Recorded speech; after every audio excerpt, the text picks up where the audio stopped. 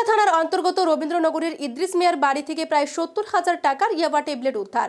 তবে অভিযুক্ত পলাতক। ঘটনা এলাকায় চাঞ্চল্য।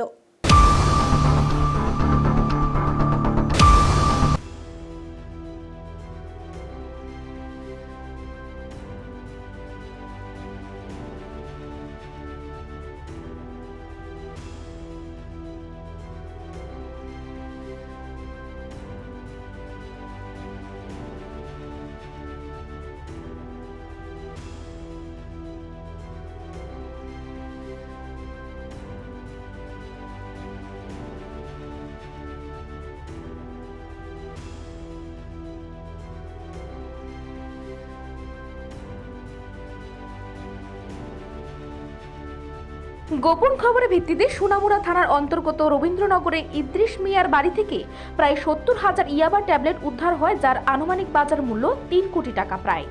মাদক জাতীয় ট্যাবলেট উদ্ধার করার পাশাপাশি 1,34,000 ভারতীয় টাকাও উদ্ধার হয় ইদ্রিসের বাড়ি থেকে। সীমান্তরক্ষী বাহিনী ও সোনামুড়া থানার যৌথ উদ্যোগে সোমবার রাতে হয় এই অভিযানে আটক করা হয় পাচার কাজে ব্যবহৃত একটি গাড়িও।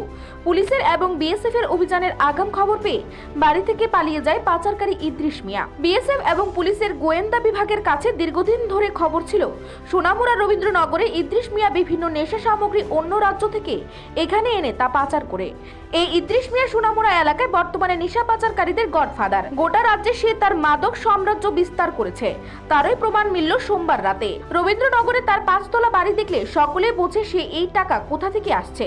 দামি গাড়ি, বিশাল বাড়ি, অর্থের লোভে বিভিন্ন অসামাজিক কাজ ও নেশা জাতীয় দ্রব্যের পাচারের মূল কাণ্ডারি হয়ে উঠেছে এই ইদ্রিস মিয়া। গত বেশ কিছু বছর ধরে সোমবার বিএসএফ এবং পুলিশের কাছে একটি গোপন সূত্রে খবর আসে কুখ্যাত নেশা কারবারি ইদ্রিস মিয়ার বাড়িতে বিপুল পরিমাণে নেশা সামগ্রী মজুত রয়েছে। তাই পুলিশ এবং বিএসএফ দেরি না করে রবীন্দ্রনগর এলাকায় তার বাড়িতে অভিযান চালিয়ে তার ঘর থেকে 70,000 ইয়াবা ট্যাবলেট এবং 1,34,000 টাকা উদ্ধার করতে সক্ষম হয়। ভিত্তিতে রবীন্দ্রনগরের ইদ্রিস মিয়ার বাড়িতে রেড করা হয় বিএসএফ 100,000 ব্যাটালিয়ন সীমান্তপুর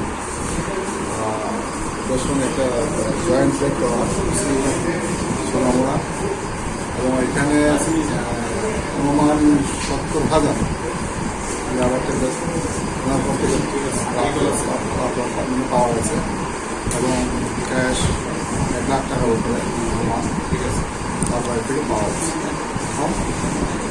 আমরা একটা এফআইআর নিয়ে আইনত তদন্ত করার জন্য আইন মোতাবেক তদন্ত করে এফআইআর হিসেবে তদন্ত করে।